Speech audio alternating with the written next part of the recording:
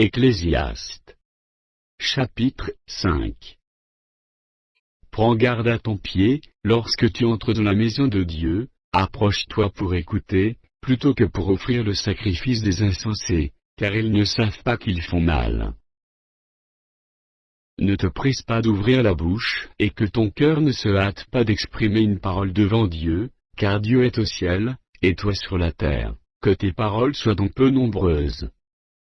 Car, si les songes naissent de la multitude des occupations, la voix de l'insensé se fait entendre dans la multitude des paroles.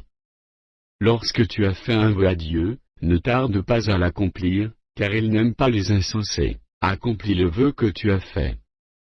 Mieux vaut pour toi ne point faire de vœu, que d'en faire un et de ne pas l'accomplir. Ne permets pas à ta bouche de faire pécher ta chair, et ne dis pas en présence de l'envoyé, que c'est une inadvertance. Pourquoi Dieu s'irriterait-il de tes paroles, et détruirait-il l'ouvrage de tes mains? Car, s'il y a des vanités dans la multitude des songes, il y en a aussi dans beaucoup de paroles, c'est pourquoi, crains Dieu. Si tu vois dans une province le pauvre opprimé, et la violation du droit et de la justice, ne t'en étonne point, car un homme élevé est placé, sous la surveillance d'un autre plus élevé, et au-dessus d'eux il en est, de plus élevé encore. Un avantage pour le pays à tous égards, c'est un roi honoré du pays. Celui qui aime l'argent, n'est pas rassasié par l'argent, et celui qui aime les richesses n'en profite pas. C'est encore là une vanité. Quand le bien abonde, ce qui le mange abonde, et quel avantage en revient-il à son possesseur, sinon qu'il le voit de ses yeux?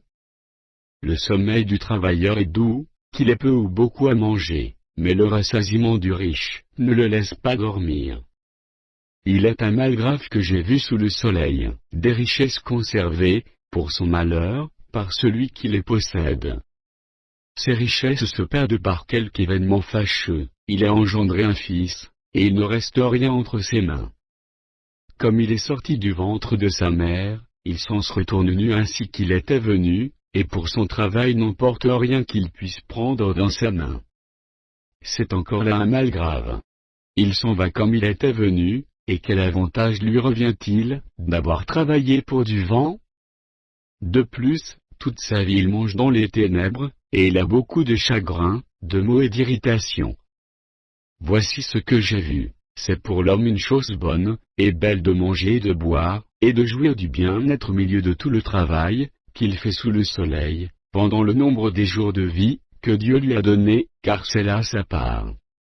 Mais, si Dieu a donné à un homme des richesses et des biens, s'il l'a rendu maître d'en manger, d'en prendre sa part, et de se réjouir au milieu de son travail, c'est là un don de Dieu.